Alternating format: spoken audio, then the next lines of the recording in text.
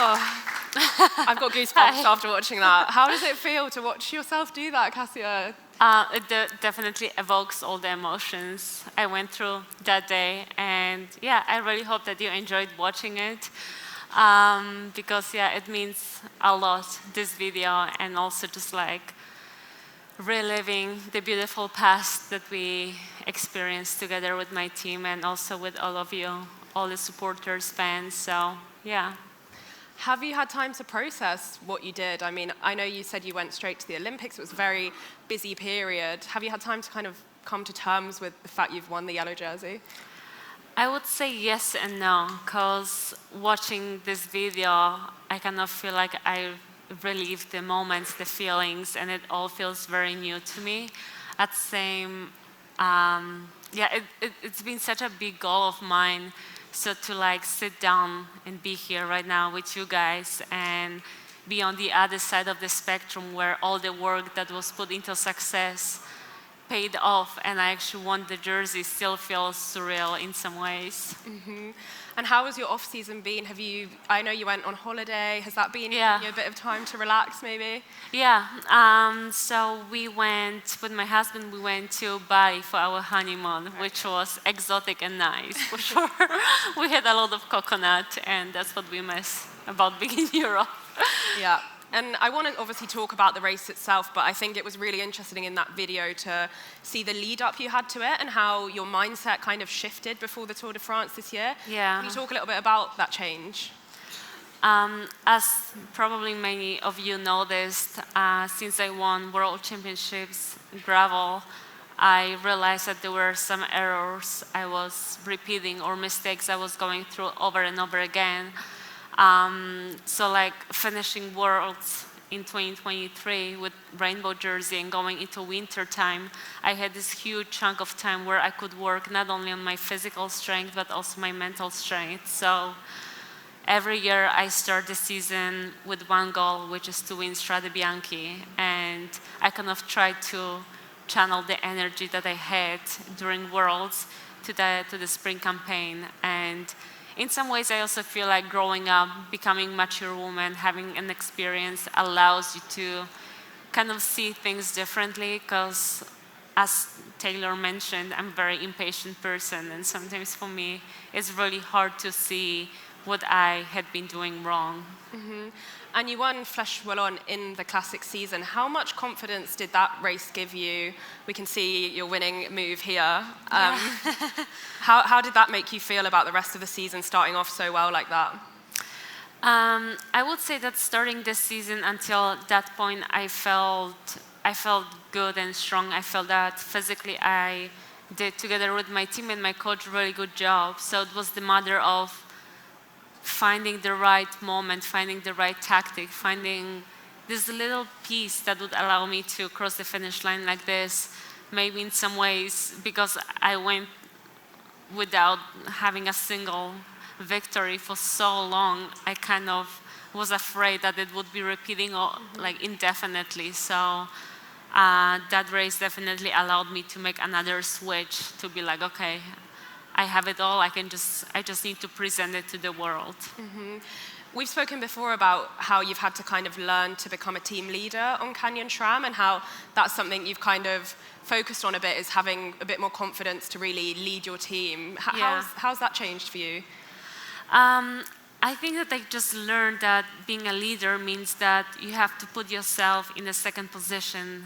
You have to prioritize your teammates, your staff members, and I think that for me, focusing on others and giving them my time, my energy, and making sure that everyone feels valuable and worthy and listened to, allow me to kind of disconnect from like feeling any sort of pressure or stress before the race, because I started to see the bike race as a performance of the whole team, and I'm the last one to kind of finish something off, and less of like my personal performance.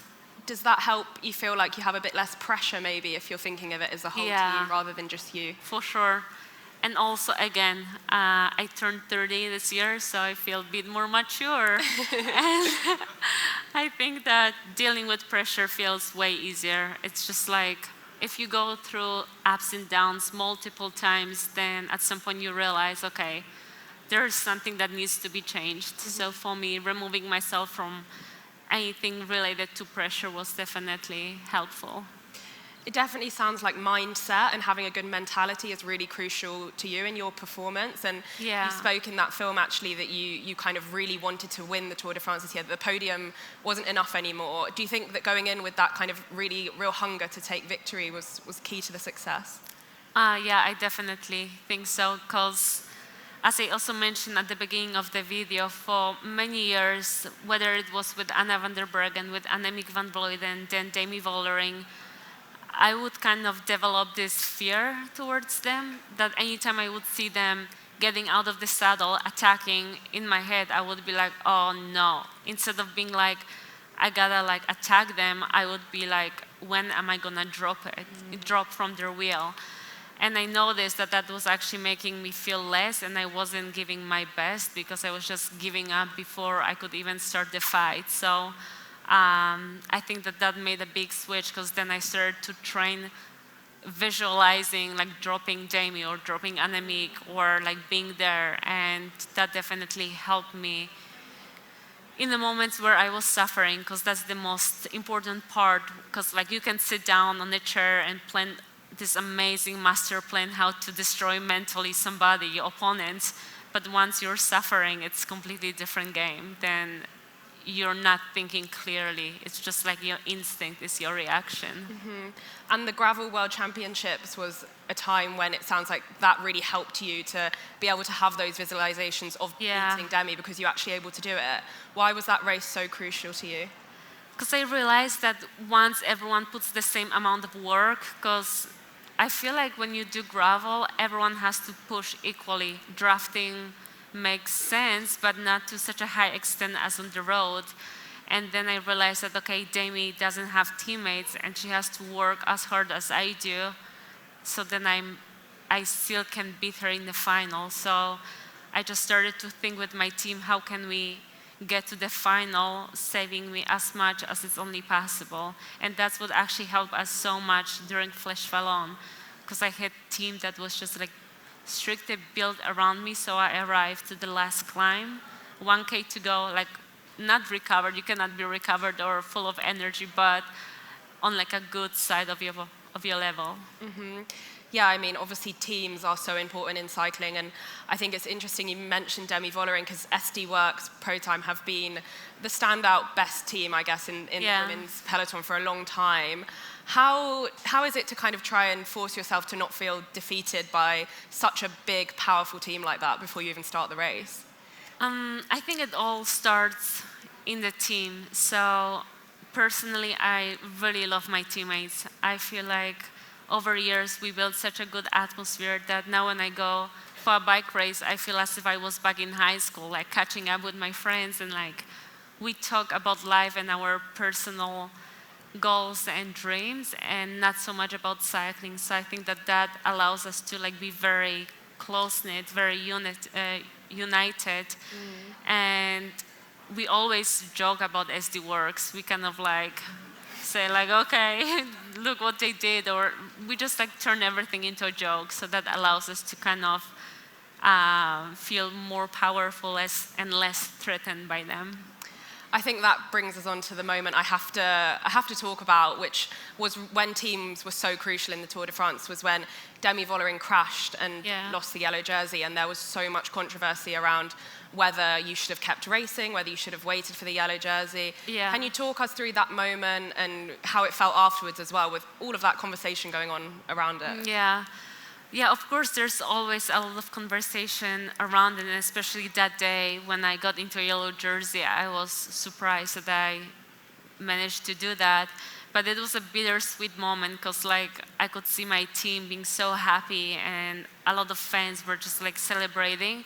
Yet I could also feel this like a bitterness from Demi, from SD Worx, or Demi's fans, which I don't know, felt weird in some ways, because none of us crushed her, and this whole stage was very hectic, and it was about the positioning the whole day. So crashes happen, and like nobody is angry at Bremco for like being third during Tour de France because Roglic crashed, you know? So there are moments that happen like this all the time, but I think it's about like how people handle it, because I also think that it's all in some ways like life and how karma comes back to you, because it's bad for me maybe to say it, but seriously, like, yeah, Annemiek crashed on the last stage of the first Tour de France edition, and SD Worx was the team to ride full gas to drop her.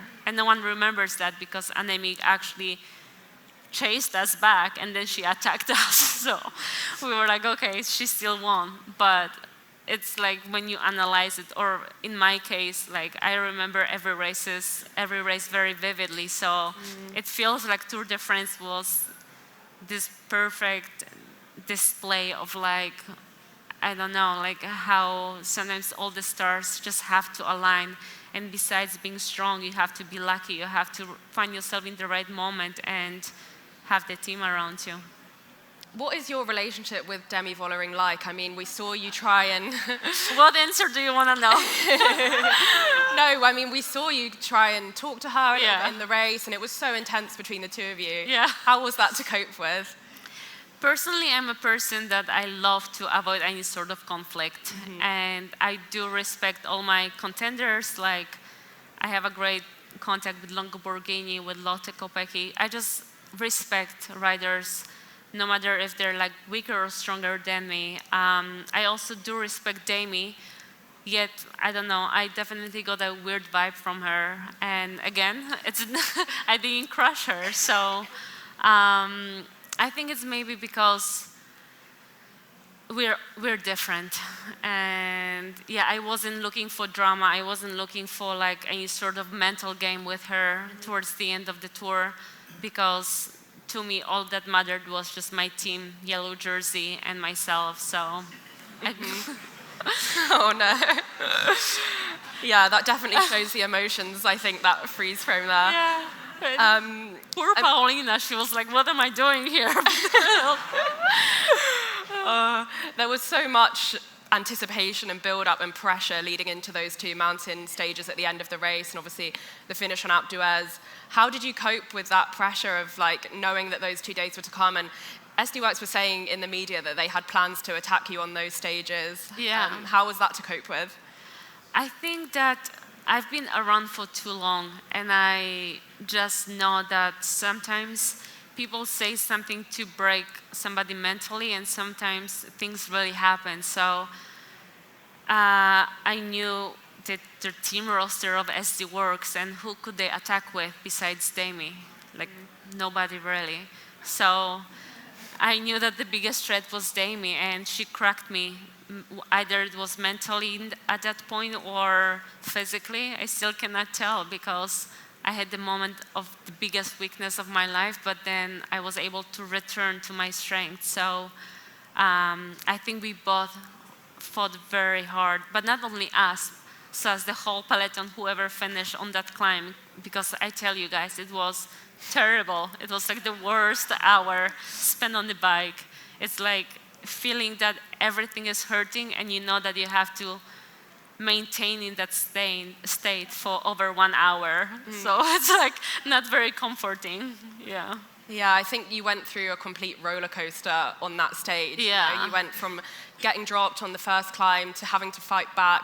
When you lost to Demi's wheel, when you could see her disappearing like up the road in front of you, how did you feel? Like, what was going through her head at that point? On one hand, I was like angry with myself. On the other hand, I was this moment.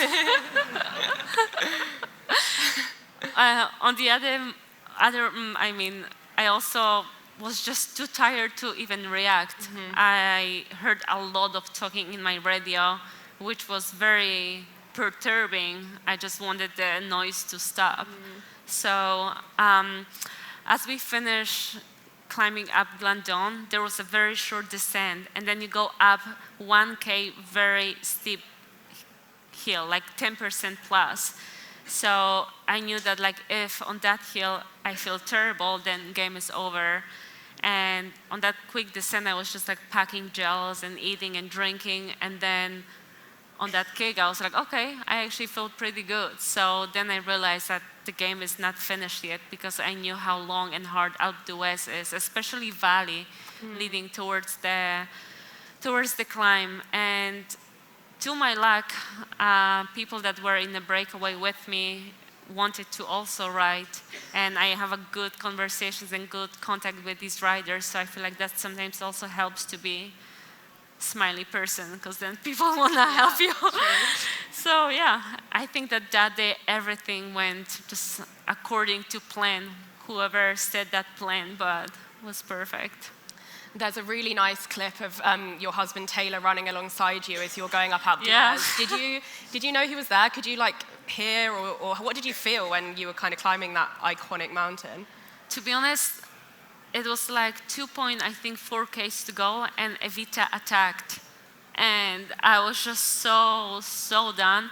And when I saw her doing that in the corner of my eye, like in my brain, I was like, no, that's it. But somehow my body picked up, which never happened to me before. And I found it very amazing that I pushed myself without wanting to push myself. And then I didn't see anything. I couldn't think. It was such an interesting state, like this state of so much pain, but also zoning out. Like I felt all I wanted it to have this stage finished. Like I didn't know if I was fighting for yellow or not, where I was, what I was doing. And yeah, when I crossed the finish line and I learned that we have the yellow, I was like, where's Taylor? Because I had no idea that he was 2 Ks before. And then I saw him and my friend like running through the fields with their legs just like bloody because they went through some rose bush or whatever. So yeah. So how long did it take for you to find out that you'd actually won? How long was that moment of like not knowing? It felt like it was really long, because it's not that I thought that I didn't win the tour. I thought that I lost everything. I thought that I wasn't even on GC podium. So in my head, I was like, screw it, like I don't want to be here, and like I'm still aching, and there are so many people around me, and I just want to breathe, And then as you could hear from the car, there was this yelling, like, fuck yeah, fuck yeah, fuck yeah. And I was like, what? And then I realized that actually we won. So it was such a beautiful feeling, and emotions and euphoria, and not only coming from my team, from my close ones, but felt like the whole climb belonged to us. Everyone loved us, and we hugged strangers, and like it was such a big celebration, something very spectacular. And you've said to me before the situation with getting changed behind the podium and how that dynamic was between you and Demi then. Can you tell the people here a little bit about what that was like? Yes, I'm not sure if you're familiar with that, but after the race, we have to attend the podium ceremony. And usually we go get changed from our sweaty clothes into something fresh. And at the top of the mountain, all we had was like a little trailer. So I like barged in there with my physio, like smiley, like super happy, ready to celebrate. And there was like a funeral vibe in there. And I looked at the faces, and like I see Demi, Paulina like this. Like no one is talking, and I'm like, good job, girls. Like, congratulations, what a hard stage. And then like no response. So I was like, okay, I'm leaving. So yeah, I got changed outside, and then it was all good. Do you think winning the Tour de France has changed you as a person? I don't think so.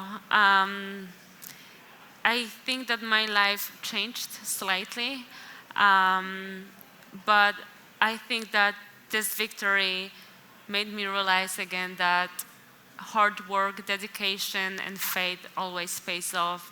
And all I want to do is, to be honest, go back home and start working towards that goal again. And whether it's going to work out next year or in 2 years or maybe 5 years' time, I hope that it's gonna repeat again, because the memory and the day and the emotions were so beautiful that it's something that I'm striving for to experience again. How do you think it will feel going back next year as the defending champion, especially with all of the changes in the peloton next season, so many transfers? How do you think that's going to feel for you? So I set myself a little goal that I would want to be the first woman that wins Tour de France Femmes avec Zwift twice or maybe 3 times in a row. Because, thank you.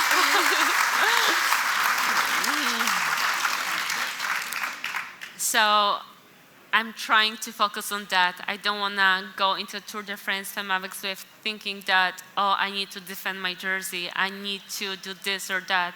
I just want to be the first woman to achieve that. So that's the goal, and that's something that makes me feel very motivated and ready to work hard. And I think you have a yellow jersey with you to show everyone. Which has quite a special meaning for you, and you want to do something special with it. It's the original jersey from ASO. And do you want to talk about what you want to happen with this jersey? Yeah, so as we all know, Chris Hoy announced his battle with cancer, and I know that he's organizing Tour de France race to support charity that helps people fight with the cancer. So I would want to donate that jersey to support the race and beautiful cause, and hopefully encourage people to keep fighting, to always stay strong no matter the obstacles, no matter the hard times, hardship we face in our lives, because we never know what's at the end of the road. Maybe the new door opens. So yeah, I really hope that with that jersey we can help more people smile, get on their bikes, and fight for their lives.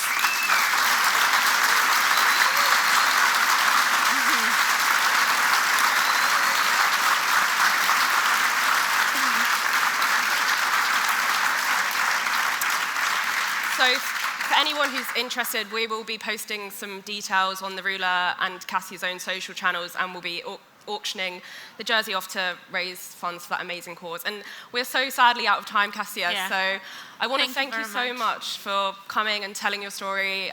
We've all really enjoyed listening to you, so thank you so much. Thank you so much. Thank you everyone for coming. Thank you. Thank you.